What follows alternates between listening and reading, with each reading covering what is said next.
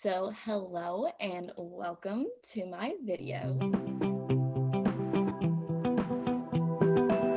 Today I have a very special friend, Sharon.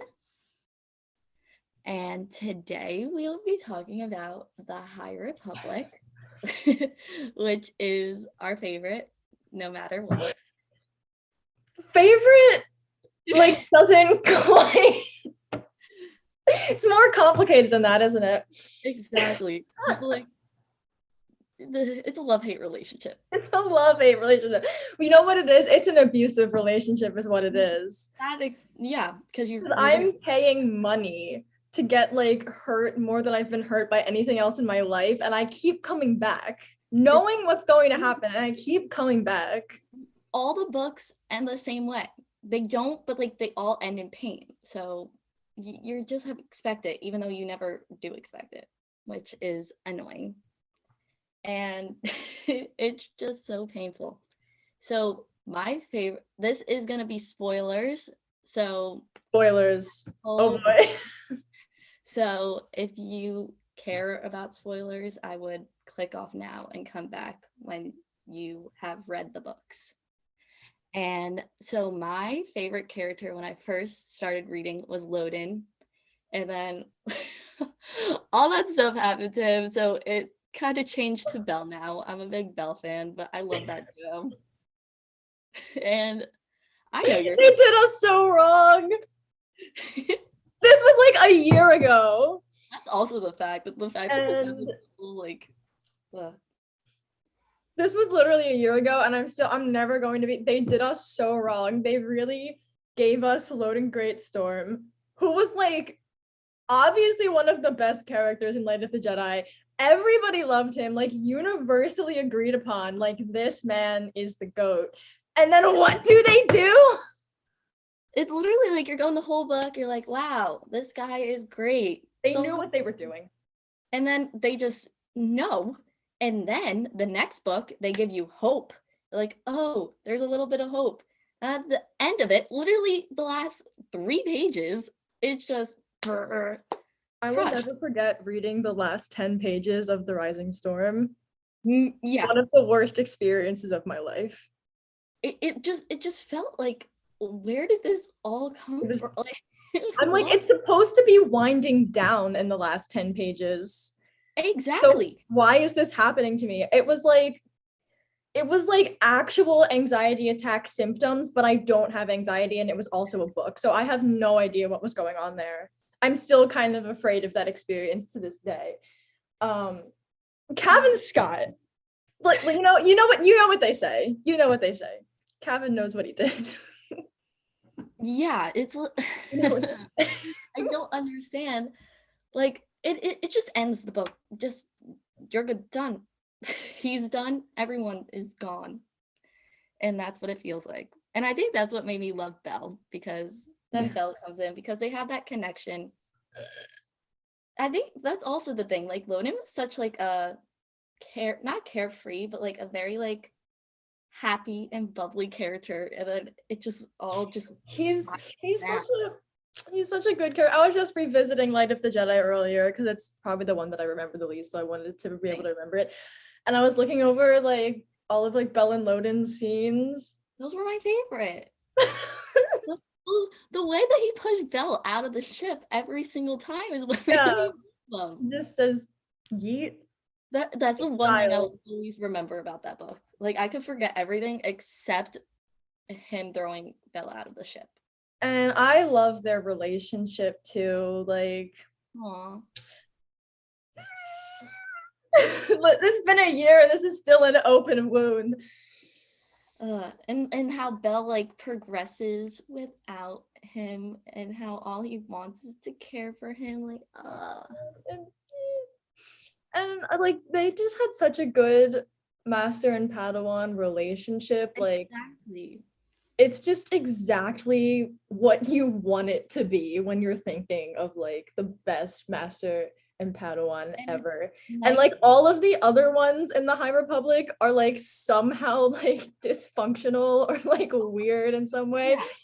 And then there was Belle and Loden, and they were just they were just perfect because they worked so well together. They like communicated so easily through the force to know what the other one's move was going to be. But then there was like still the element of Belle just feeling totally challenged and like even kind of intimidated in some ways, but still having so much love for Loden. And then, Loden pushing Belle and like knowing his limits and having him do things that he will not succeed at, but then still having so much love for Belle. Like it's just they love each other no matter like the pushing. And I think the fact that they made Belle like a more mature Padawan that's ready, that Loden thinks is ready for this next step, but he doesn't, it makes the relationship better because they're both like mature in that aspect in a way. They're just I can't believe they did that to us. They knew what they were doing. They're so, even like as Belle continues on, he gets that little spark of hope, and then once again the hope is crushed, and then he makes a new friend with like Burry. Is that how you say his name? The fact that I have to say all these names out loud now, I'm pretty sure. I know, we're like, that's the one thing about the High Republic. These names, man. And they don't talk about it often, so I don't know if I'm saying half of them right. Right, like, how do I say this? So, and even then, like, the audiobooks and the authors, like, say things different ways. It's like, which one's right? I'm just we're like, what are we supposed to say? The Wookiee. Like, the fact that he became so close with him, and then he's like, doesn't know what happened to him at the end of like the Fallen Star. Like everyone Belle becomes close to, they just want to rip it away. I love how Claudia Gray was like, Belle Zettifar needs a win, so she was like, I kind of was more chill with him in this book, which she was until like she wasn't. I mean, luckily Belle Zettifar was not the punching bag that time around for once in Fallen Star. But like, unfortunately for me, my number one fictional man is Stellan Gios. Guess who was the punching bag in Fallen Star? I can't win. Like, I can't win. The one character where I was like, that is the one where Claudia Gray was also like, and it's the fact that it was like the last book, it's going out with a bang, and then it just all just like the way that I can't win with this series. I don't think anyone is. No one's winning. No, we're all just destroyed. We're all all pick a favorite character, and that character is guaranteed to go downhill. That's it. Then we're done. It's done. They're still gonna be amazing. Like, what did they do to that man? And the fact that like Stellan, like he grew so much in like the last book, like he was finally like accepting, because he is very much like like what people say about him, like he's Obi-Wan in a way, where he wants to follow the council, he wants to do all that, and when he finally is like, okay, maybe I could be a little less strict or have more fun, I guess. there's I think there's like so much nuance to it. I do think there's a lot of nuance to this, like this sort of personality trait in Stellan, and then how it becomes an issue for him. Because he's like definitely a very like tradition and sort of rule-oriented person, but I think what's interesting is that it doesn't really make him like rigid with others, if that makes sense. Like, like his best friend is Elzar Mann. Where is that? His best friend is one of the most like unorthodox Jedi you'll ever see, who tries to use the Force in all these crazy ways. And that's amazing for Elzar. And I don't think Stellan ever looks at him like, exactly, you shouldn't be doing that, bestie. The council does. Because, the council didn't want to promote Elzar to master, but he's Stellan's best friend.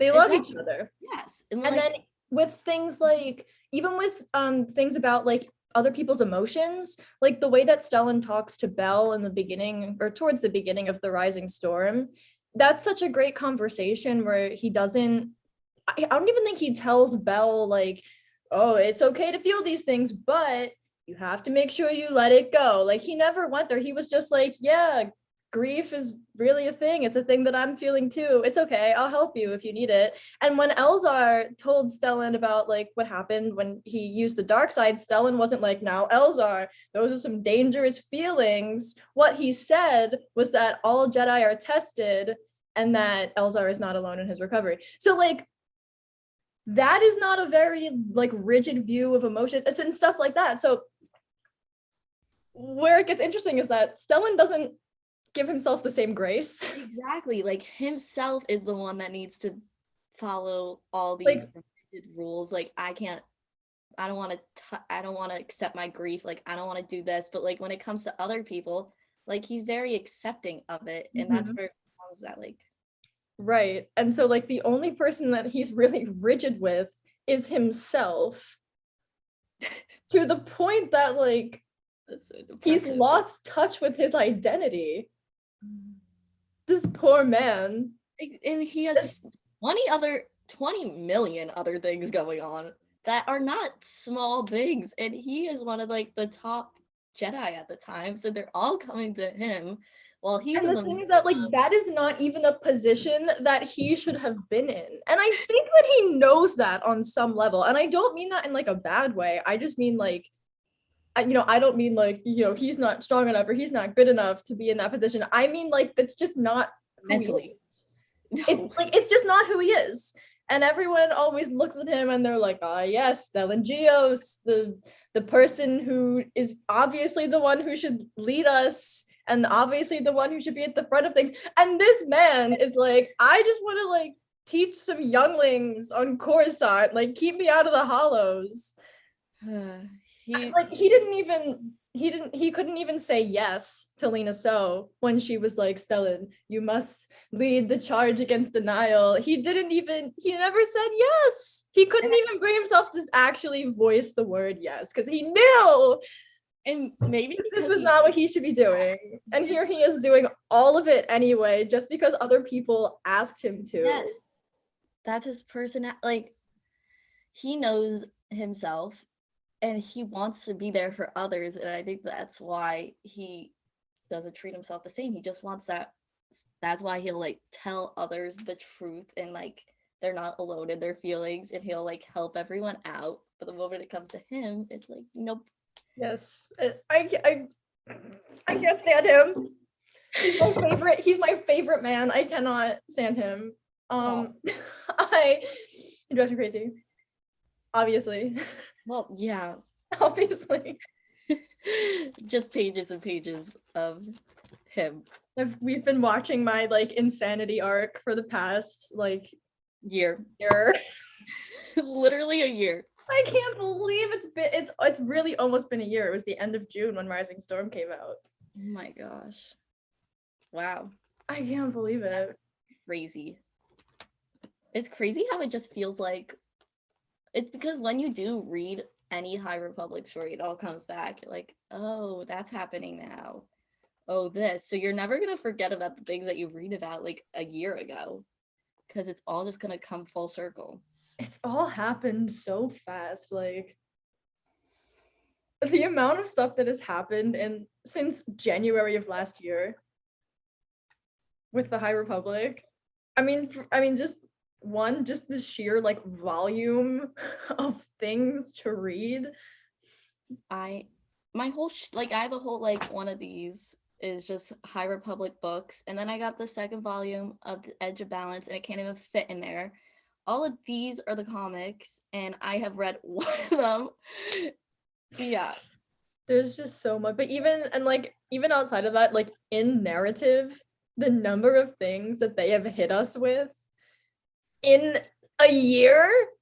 I don't know. A year and a half or, however long it's been. But it's pretty much been a year from, like, as far as the releases have gone. It was very nearly... Everything that happened in this year together, one storyline, which it is, think about the amount of people that have died in this one series. Like, this is more stuff than we are hit with in like a trilogy of movies that come Exactly. out over the course of like many years. One main character die maybe at the last movie. That's it. Here it's like, the other death that I think hit me really hard was Orla's.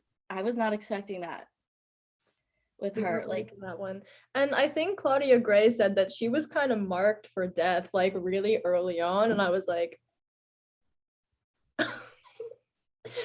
why? I was just like, I loved her, especially in that book. I think the fact that you have this, like, they're like, oh, we have a different type of Jedi now. She's the only one that we've seen that likes to go a different path than others. And then you're like hyping her up. We get to see her a little bit, get to see her a little bit more, and then it's like, she's gone. Bye. That's what they do. It's like you're expecting these, like some of these characters to be safe in a way, and they're just not. Or you expect the characters that already got hurt. You're like, okay, they can move on with their lives. No. That's the thing about the High Republic, isn't it though? Like no one has plot armor except for like Yoda and any of the other like really old guys who we know live past this. Yes. But none of them are main characters. All of the characters who we've come to love from the High Republic, none of them have plot armor. That's also the thing. It's like with Obi-Wan like coming out tomorrow, I'm like, oh, I know for a fact like half like of like 4 of the Inquisitors we saw, 3 of them have to still be alive because they're in Rebels. Like, Right. and you know all that stuff. Or even in other books, it's like, oh, this person isn't gonna die because he's a main character. Like that does not matter Right. here. Even if he doesn't, like, all these characters are the High Republic alone. We never see them anywhere else in Star Wars. So you can't be like, except Yoda, like you can't be like, oh, whatever. But like even the main character aspect doesn't count. Nope. And we don't even know how this era has to end because it's like removed enough from the Phantom Menace that we just have no idea what happens. It's like, what is gonna happen between now, like High Republic now, to then that makes the Jedi go from what we know to like that. Like, I'm so excited to see that. And the thing about the end of phase 3 is that it could literally go like either way. Like this could end in like a semi-destruction of the Jedi where they have to rebuild, or it could end in like the Jedi kind of overcoming and coming out on top. Like it could literally go either way. I don't know. Yeah. And there's just no way for us to know. Like if you go and read like any other Star Wars book, you're gonna know like no matter what happens, the rebellion's gonna win in the end. And you're like, no matter what happens, the resistance is gonna win in the end. Or you're like, no matter what happens, the Jedi are gonna fall at the end. Like, Yeah. depending on what era you're reading, and like you know what's gonna happen, you know which characters have plot armor, you know what's gonna happen to them after the book. And with the High Republic, it's like you don't know any of that. And even worse, they take advantage of these high stakes because the stakes are really high, but they could just be like, oh, this one's a main character, so plot armor. They could still give characters plot armor, but instead they're like, the stakes are high and we're actually going to follow through on that. Yeah, you truly never know what's You gonna never happen. know. You never know. Okay, I'm thinking, I don't know why, but I have a feeling like it's gonna be that like same like not upbeat, but like Jedi who prefer not violence. They don't want to be involved in a like. I feel like that's still gonna hang on, but I think because of what the Nile, right? I'm like, oh, it's freaking words. I think the authors generally say it like Nile. Nile, right? And then when I read it in my head, it's the other way, but I know they say Nile. Okay, I think that is definitely gonna place a seed of doubt in a good amount of them, and I think for a while they're gonna want to stay the way that they were.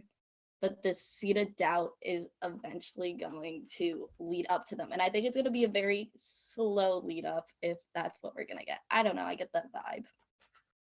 Yeah, I mean, it's been such a hit. Like, I don't think they want to get rid of those Jedi, those types of Jedi that we've been like looking forward to, like the light and all that. Like I don't think they want to let go of that just yet. Yeah, I don't think so. But definitely what you're saying about like something being planted here. Yes. This is like, I mean, just like the sheer scope of like the trauma of all this, just like the collective trauma. I mean, the entire galaxy is traumatized by this, but the entire Jedi Order is like traumatized by this. Literally. And it's gonna have to change, like it's going to have to change the Jedi Order and like the culture, whether they realize it or not. Yeah, and I think the younglings having to live through this and the fact that they're the next generation of the Jedi is definitely gonna I think that might be where they get the seeds of the dark, is from like the Padawans that are currently growing up and all that. Yeah, and I mean, at this point, who could blame them? Because it's been how long is it in the timeline? How long has it been? Like, it's. I know they throw around saying a year. Yeah, I wanted to say that because I know it's been a year or a little bit more in the books of like constantly fighting off like terrorist attacks, having everything like good being sabotaged, just always being on high alert, always being sent out to fight when these Jedi were not ever supposed to do that. Exactly. And then like Starlight.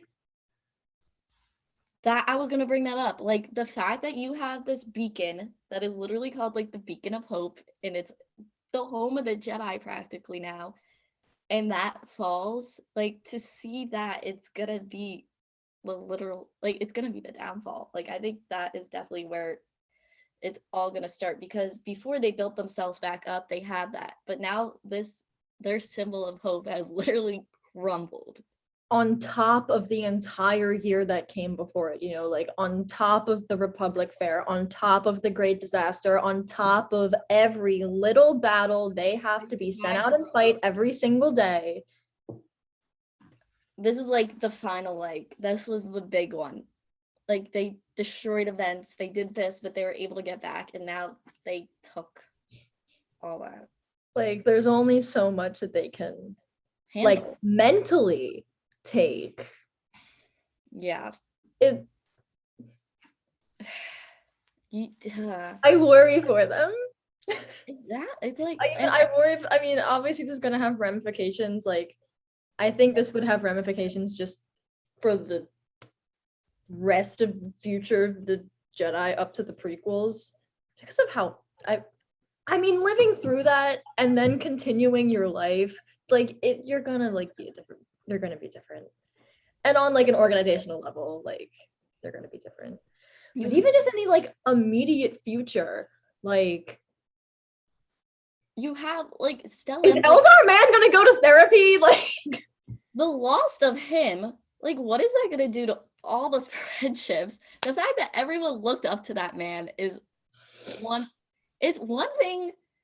It's one thing for his death, but it's another thing when you have this figure that literally everyone has gone to, let alone his best friends are in a state of, I don't even know, they're a mess in themselves if they now have the loss of their, like, they were a mess before this.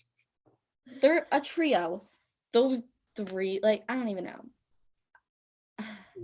I get so sad about them, but yeah, the thing about like Stellan being the one to die is that it's not even just like the people who knew him.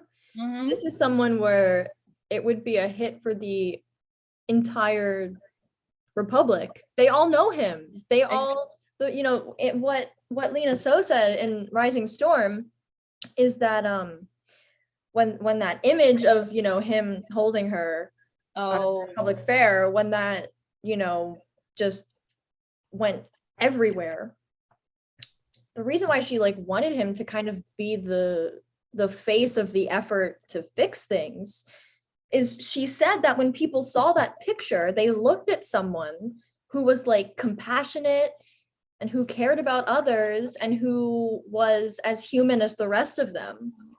And so that's how the galaxy looks at Stellan. They look at someone, they look at Stellan as this like figure who's going to fix things, who they can trust, who cares about them, who they can even relate to because of the grief that unfortunately went viral after the Republic Fair.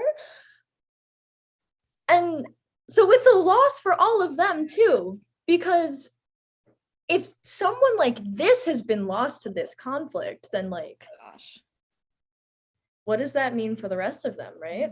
I forgot about that whole like Lena So thing because that was so long. Like I don't forget about anything that happened to Stellan in the Rising Storm. So that too, and with like Elzar, he doesn't want to be known by people. Like he's fine living his own life. He wants to live his own life. Mm-hmm. And like with Avar, like I feel like she is like a big like role model for Jedi.